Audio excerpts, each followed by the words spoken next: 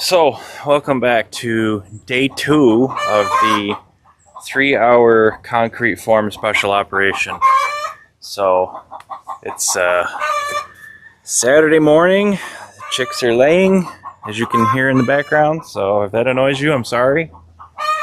But, so basically, last night we tried to do some, concrete forming here with string and stuff like that, but it didn't really go the way I thought it should have went. So today we're gonna do a different strategy. I'm kind of gonna cheat a little bit. I got thinking about it, and basically I just have to make a rectangle with this wood. So I'm gonna take some of these 12-foot boards and just kind of temporarily strap them to the end here so that I can square everything up and then screw it all together and then kind of stake it in a little bit because I still have to set up the laser level, and then once I get all these boards kind of strung together, then I'm going to come through and spot level them so that the whole thing is flat. It's going to be flat. I'm not really going to worry about like any kind of pitch for water or anything. Maybe I should. I don't know. But I think that's a calculation too far at this point for a Saturday morning. I mean, I did have a good breakfast, but I got to move on to other things. I have a project for the neighbors that I got to start. That involves moving quite a bit of dirt. So I got to kind of get this thing going and then take a strategic pause later on today. I did request an estimate for concrete from a local concrete company because I started running the math on what it was going to cost for a few truckloads of crusher run. I'm kind of monologuing here a lot longer than I thought. Truckloads of crusher run plus bags of cement from Lowe's. And I think for the amount of concrete that I have to make, it came out to about 7 yards for a 4-inch thick slab. And I went with 4 inches because I think that's about the depth that the tiller on the back of the tractor will go down to. So, after some Googling to properly make the concrete, I think it said you needed like 7 bags per yard of Portland cement. So, per yard of aggregate and everything. So, it came out to, I think, like $1,500 just for the cement. And I'm like, that's not really like in the money saving territory where I thought it was going to be. So, now I'm like, well, I could spend probably about the same amount of money to get the cement, truck the crusher run in here, plus buy the crusher run and the crushed stone and everything. I mean, versus just having the concrete truck show up. So, and just, pour it in. So I'm going to see what that quote is. And if the quote is ridiculous, then it might still be a good idea to do the rototiller concrete like I thought. The other thing is, I'm guaranteed to have a concrete slab when the concrete truck shows up. Depending on how this idea with the rototiller goes, it may fail. And it doesn't make a whole lot of sense to spend like, between $1,500 and $2,000 on a fail, or a possible fail, or a mediocre, like, sort of fail, not fail. So I don't know. I'm waiting for this quote to come back, and then we'll see what we got to do. But at any rate, I've definitely got to set up these forms and then get crushed stone in the bottom for drainage. So whether I do my idea for concrete or just regular concrete, I still got to get crushed stone. So I have to truck that in at some point and lay that down. And I'm probably going to do, what do I got here? I got 12-inch boards. And I was going to do 4 feet, 4 inches of concrete. So that's like what, 8 inches of crushed stone? Yeah, I might do like 8 inches of crushed stone and then some crusher run on top of that to kind of do like a like an intermediary. I'm thinking of like when you do a tile floor, you have your flexible stuff in between, right?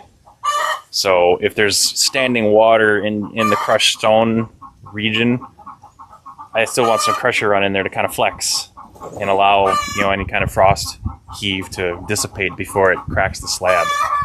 And that was the other thing about having the concrete truck show up, is that concrete is going to show up with fiber in it, the fiberglass strands for reinforcement. So that I don't have to put steel mesh in. When we poured the slab for the roadside stand, I got the fiber in that. There's no steel mesh in that, and so far it's been perfect. But I also did, the whole idea with a lot of crusher run underneath and a lot of crushed stone for drainage to just evacuate the water completely. So in the winter it doesn't freeze and heave. So, all right, I've rambled enough already. Let's get back to work here. And you're just going to have to roll with the chicken noises.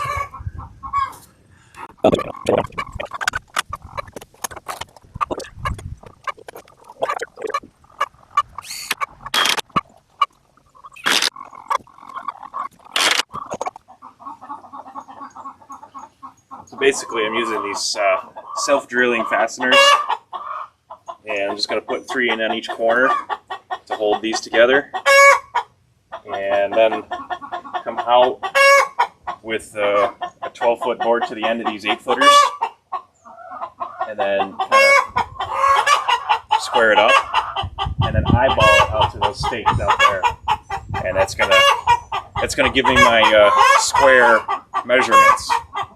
I know it's cheating, but whatever.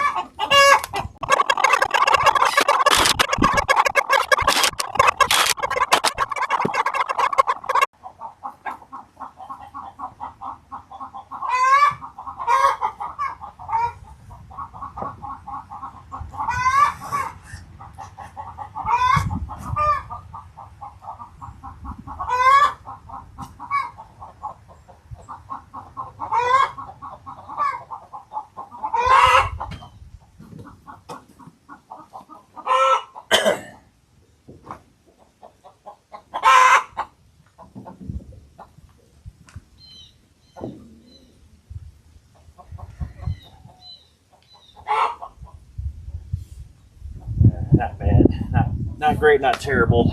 So I mean, basically, so this is the methodology of cheating at laying strings and all that, because I wasn't feeling it. So I mean, that board is cut 12 foot to length. So is this one. So that's going to make right angles all around.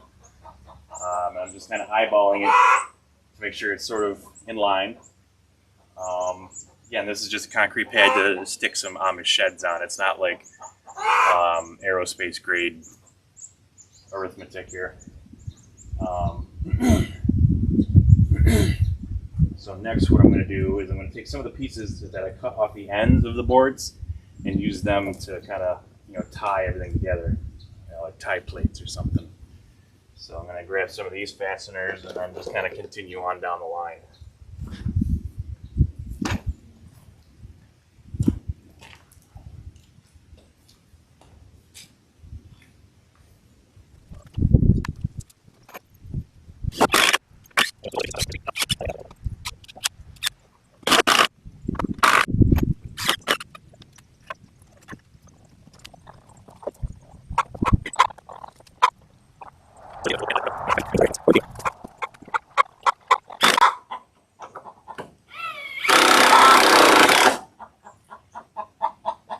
So I can already tell that in order to get these two to butt up good against each other, I elevate that.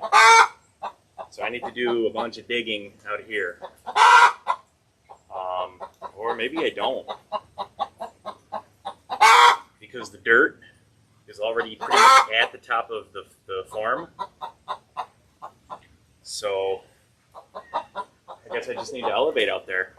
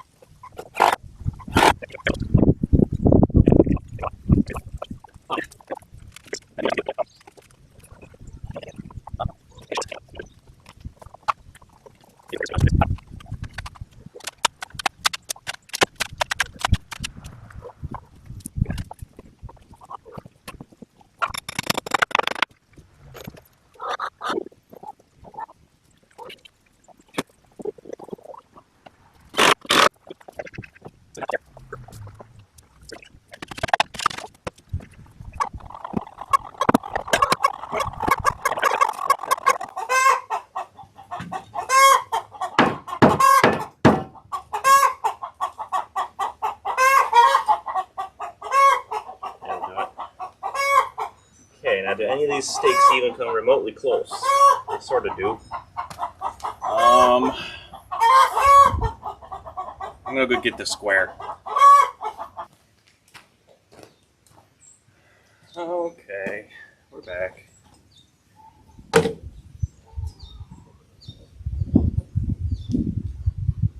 So we actually have to bring this thing in this way here.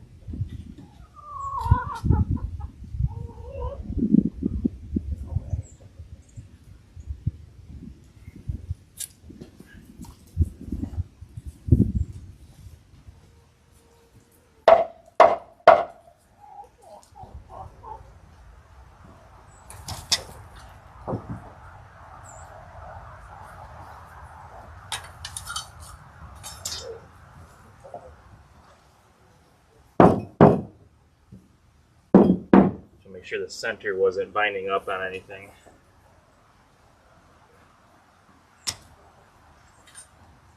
Because we could have a good reading here, but if the board was bending out or in halfway, then it wouldn't be accurate. That is pretty close right there.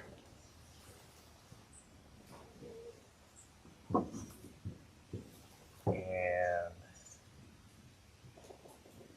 this one is pretty close as well. So make sure we got a good level all around. And then we'll kind of lock this in. Oh, yeah, I look how the stake is just like, whee!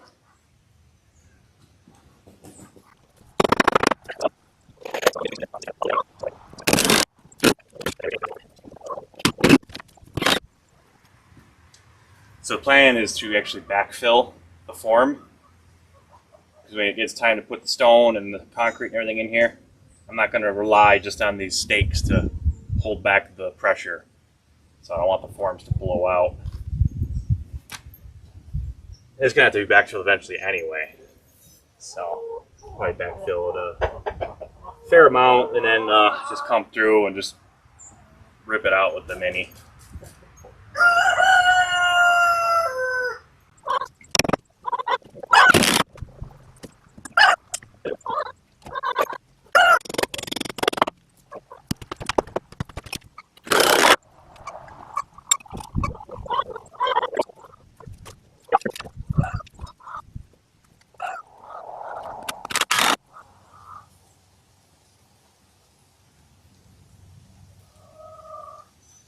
So it's going to be a little challenging to get the strap on the outside there, so I think I just got to screw it in from the inside. It is what it is.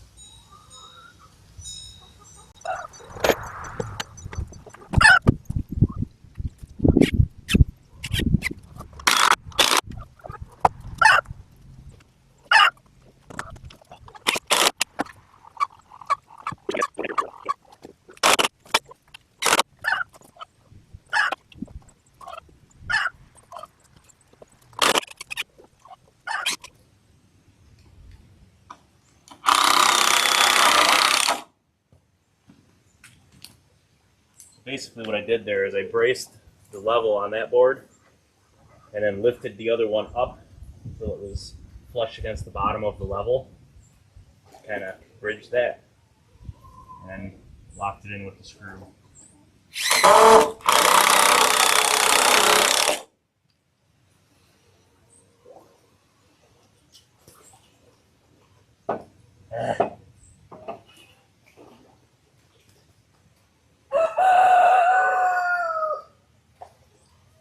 This board is kind of wonky. It's good on the bottom, but this top edge is kind of cut irregularly. regularly. Alright, so let's eyeball this.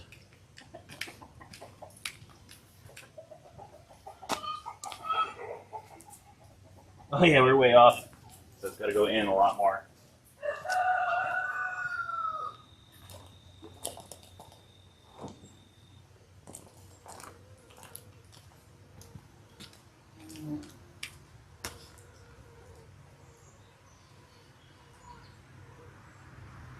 And that 12-footer is warped, so that kind of sucks.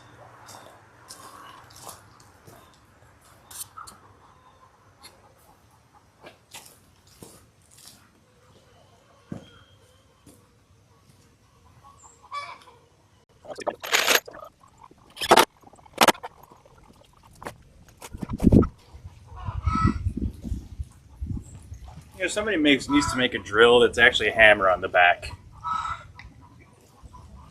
Save a lot of time.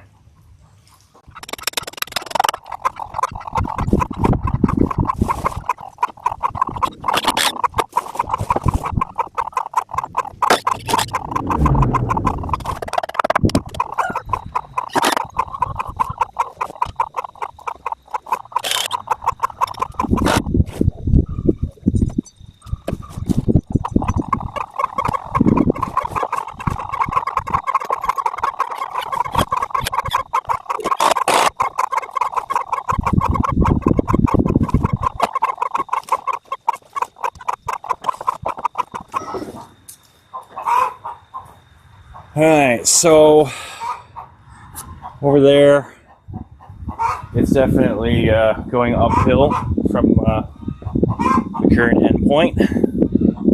So I definitely have to dig that out with the excavator some more because that's all shale. Definitely not going to hand dig that. So I move the gator, get the mini in there, and get to work.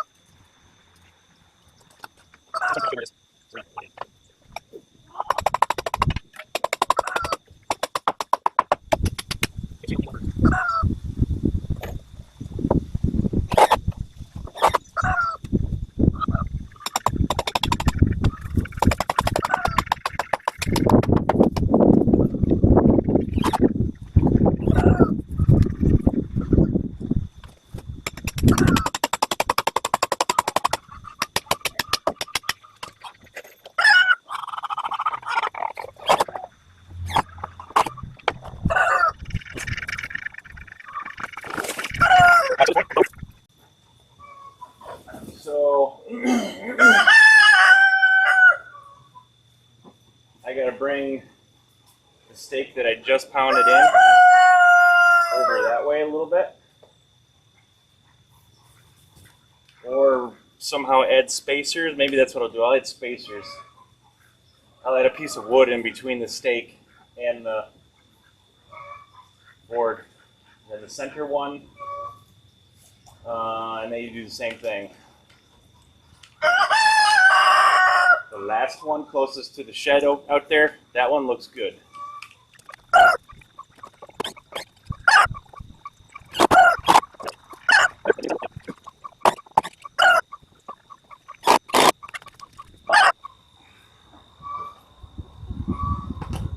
don't know. Actually, let me bring you along so that you can see what's going on here.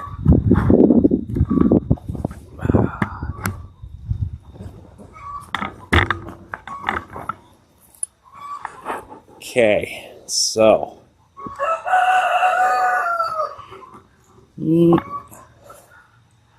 right there. So we're good. Woo! And then let's take the spacer out of that center spike and see what we get. Don't even think about going in my excavator.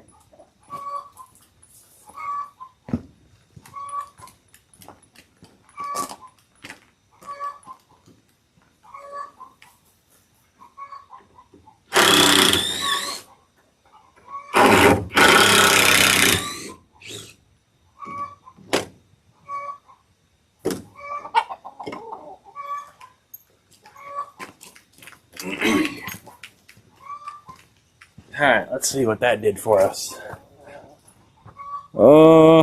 Much better. So I need like a 1/2 inch or probably like 1/2 inch or 3/4 inch thick piece of wood. Let's see if I got anything laying around here.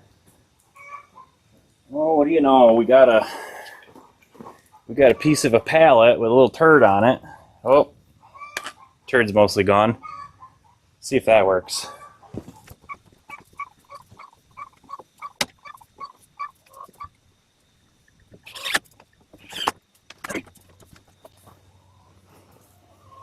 You know what? I think we're going to go with that. I mean, it's not perfect, but like I was saying earlier, it doesn't have to be perfect. We made the best we could out of a crappy situation. See what I did there?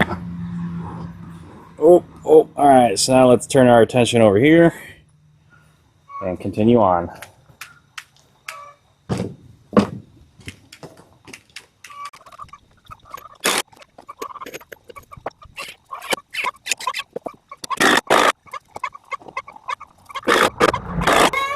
So sometimes you can just eyeball this and know that you're good to go when the gaps line up pretty much perfectly. So that's why I screwed in the other side already, because you just see I sawed.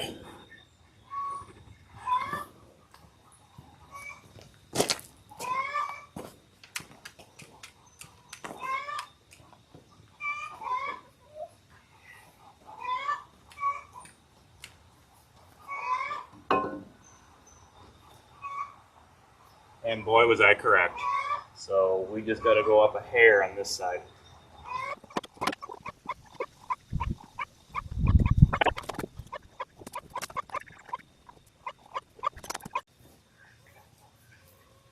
Yeah, that looks good.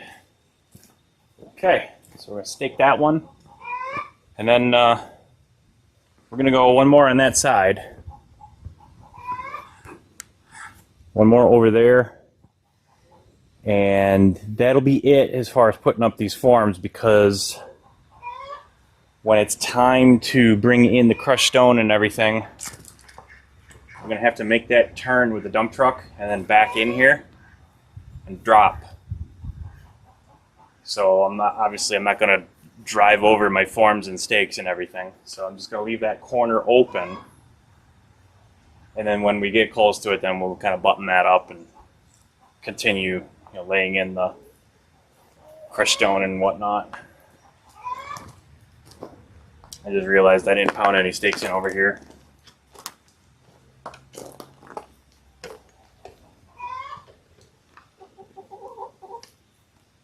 Let's get this one in first, then we'll go back over there.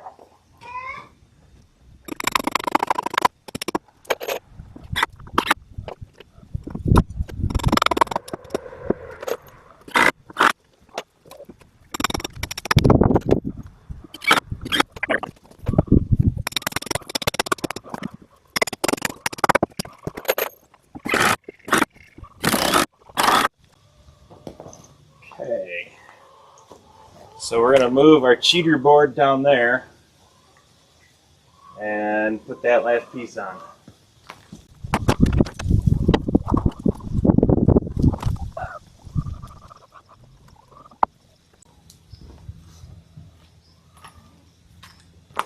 So like I was saying earlier, that board kind of allows me to cheat for plumbing everything up because it's 12 feet wide, or 12 feet long, the board. So assuming that everything else is staying parallel, every time I lay that board down and everything touches, it's still square. So yeah, I know it's not like professional or whatever, but as long as it works, who cares, right?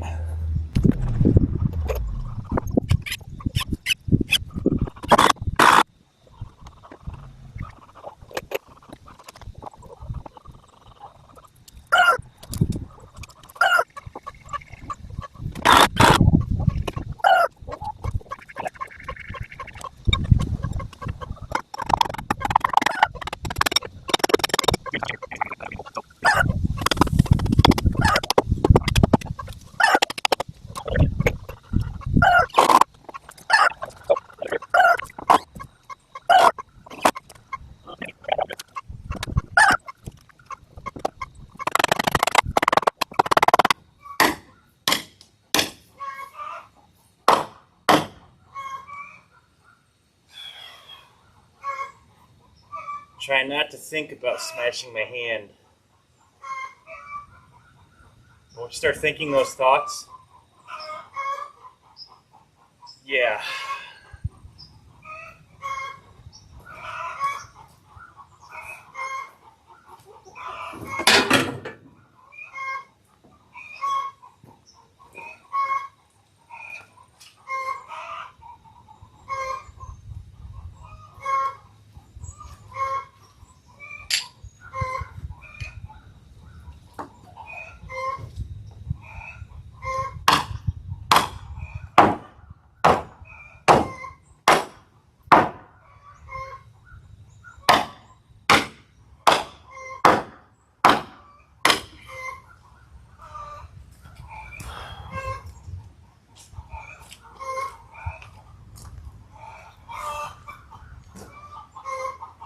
A little too much. So I think if we just freehand it at this point, it'll kind of go back the way it wants to go. And we'll be pretty close.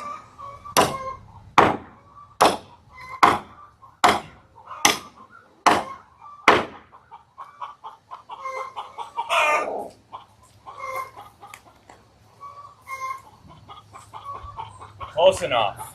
Some bitch.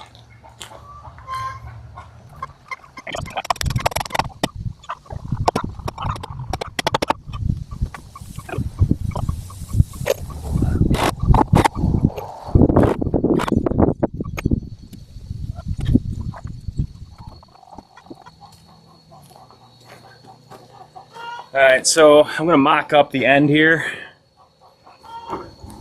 just for giggles' sake.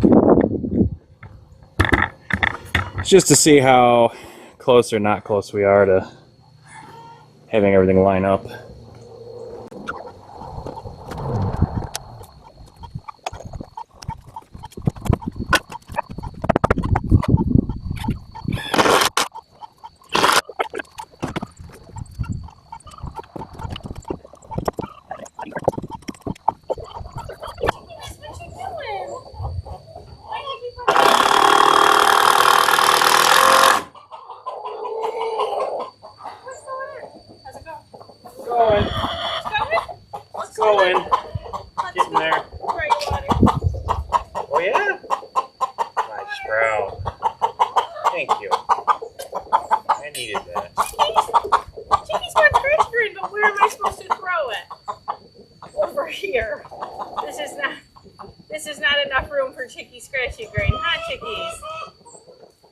here, chickies. I'll go through these peppers in the run, and then I'll get scratchy green. There's a bag of food out there. See it? Looks like a mouth guard.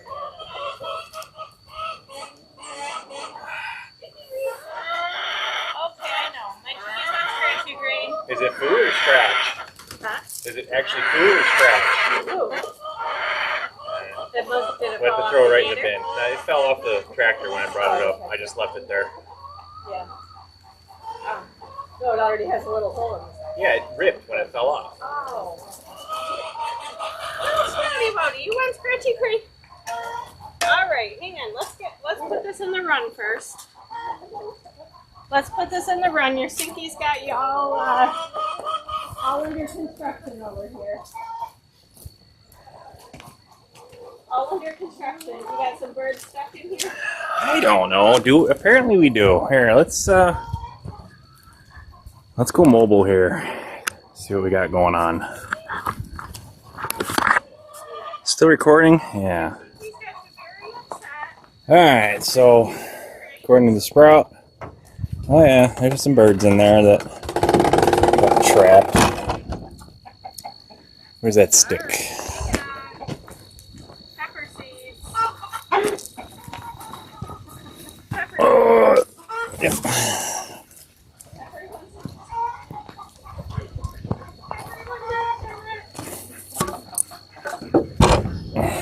There. Here you go, Buttercup. She can get out now. Alright, there it is.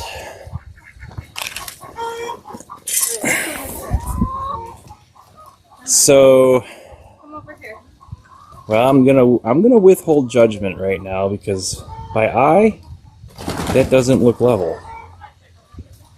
But I know that the ground here is all wonky, so we're gonna have to investigate this more closely.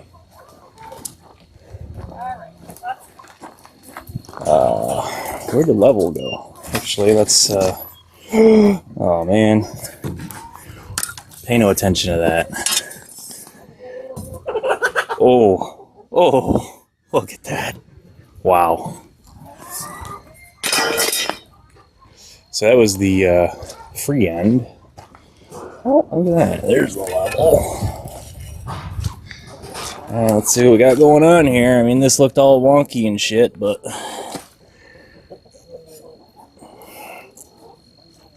it would appear that it's a little high in that corner, wouldn't it? So, and it's just in the corner. So basically what was going on here is I didn't really dig close up in there because I didn't want to like ruin the little pin that I had there. So I think what we're going to do here. Ready? Scratchy green. Oh, look, there they go. Scratchy green. You gotta spread out. You gotta spread out. Here, we'll do some over here too. Look at Happy Hop. Look at Happy Hop. Here, little. Scratchy green over here. Scratchy green over here.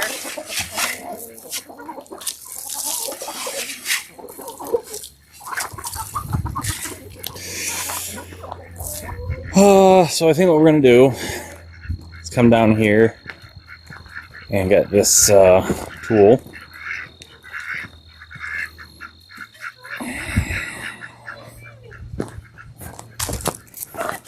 Lucy, be a nice girl, please. She always has to start with everyone.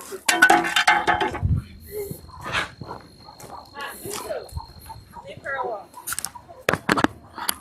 Chicky, leave her alone. Alright, Chicky. and we're just going to dig. My lord. No wonder why she sleeps in the duck coop. Because this bird beats her out. Which one? The Susie Lucy. You got a problem with her? Yeah, they're like fighting.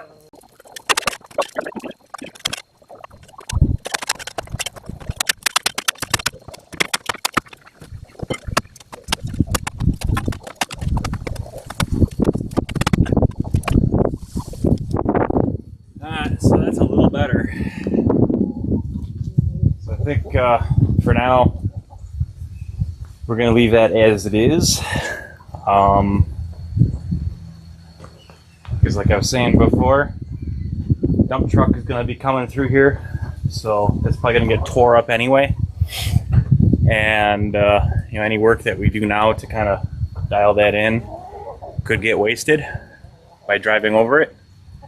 So we're just going to postpone that part of it for now. And speaking of postponing things, we are at the point now where we're going to take a pause because there's other projects that I got to get to, and I got to bring the Mini down and fuel it up and grease it, switch buckets, put the big bucket on it because I got to start digging a big pile of dirt at the neighbors. I may video that, I don't know. So yeah, I think we're at a good stopping point here. Actually, I'll give you an up close and personal tour. Okay, so this is the corner we ended at, and we just kind of free-handed the whole thing and sort of did some hillbilly nerd cheating, but that's how it worked out. Pretty square, not gonna lie.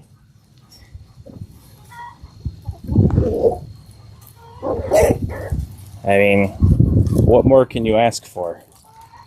So basically, by starting off with two 90-degree angles down there, and then working our way this way with that board across that was a perfect 12 feet in length in between these two parallel lines, we maintained a good square.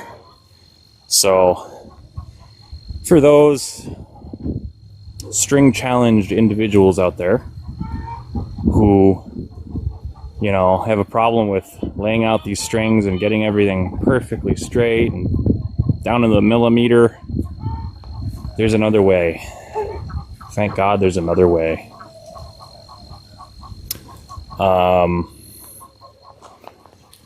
We're pretty good, I think. So, I mean, that was kind of where that nail was, basically. And all the way down, I mean, it looks pretty good to that string. Whatever, Who cares? Just a slab for a bunch of Amish chicken coops. Over there we had a piece of a board that was bowed, so we had to encourage it on two spots to go where we wanted it to go. We got it to straighten out. It's got to make sure that we don't impale ourselves on all these screws that are sticking through. I just used screws that I had in inventory. Here's the conduit that goes over to that box there. I was digging that last night, and thankfully I didn't really get into it because that 3/4 that we're looking at right there, that's actually the one with the power in it. So that's the one that we want to make sure we don't liberate the angry pixies from. So yeah, looking at it from this side here, just eyeballing it, I got you pretty level. So yeah, that board down at the end there is pretty much level, so you can see how much the shed is bleh. So when we move that bad boy, hopefully it don't flex too much and destroy all our hard work in the egg room. But if it does, we'll just fix it. It is what it is. So the next stage here is at some point throughout the week, actually this weekend, I'm going to start backfilling a little bit, at least halfway up on these boards to prevent the boards from blowing out when we load them up with concrete.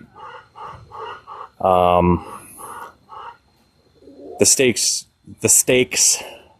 aren't very high, but the stakes are high. See what I did there? I mean, these stakes in the ground here. Oh, I missed one. I got to pound that one in. These stakes aren't very, they're only 18-inch stakes, and the 12-inch board. So they're only in there a few inches, maybe 4 at the most. Like that one's probably 4 at the most. See, there's a gap under there. So the rest of these are like at least 6 inches in the ground, but still I don't consider that to be enough stabilization to really place your hopes and dreams of not wasting a lot of concrete by having your forms go all over the place. So I'm going to backfill to give some more stability to the form. Then I got to take that last board there on this side and the end board out and back the truck in all the way to here, drop, drop, drop, drop, drop. Bring the mini along this side and spread out the crushed stone. I'm probably going to do 4 inches of crushed stone. Then I'm going to do 4 inches of crusher run. And then at that point, hopefully I have a quote in my email of how much it's going to cost to purchase ready-mix concrete versus making, the hillbilly special version of rototiller concrete. Or what are we going to call that? Rototiller nerdcrete? I don't know. Cheap-ass concrete. Hopefully, maybe. I mean, it depends. It depends on what the quote is for the real deal. Because, like I was saying earlier, it might be almost like $1,500 just for the cement to do like this rototiller idea that I got. Yeah. So there you have it. The forms are pretty much done and dialed in. At some point here, I will actually bust out the laser and see how close we are all the way around. I don't yet have an idea in my head of like what kind of tolerance I want for as far as having it being laser leveled. I mean, whether it's going to be within a 1/4 inch all the way around or 1/2 inch or hell, even an inch all the way around. I don't know. It's like, I'm not too concerned about it.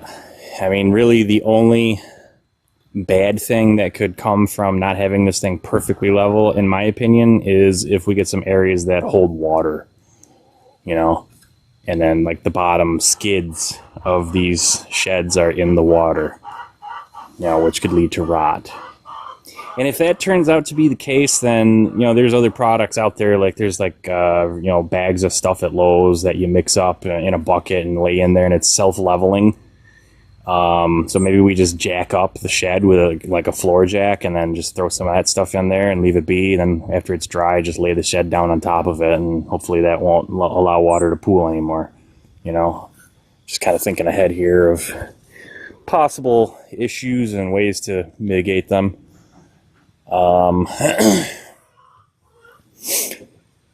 But yeah, there it is.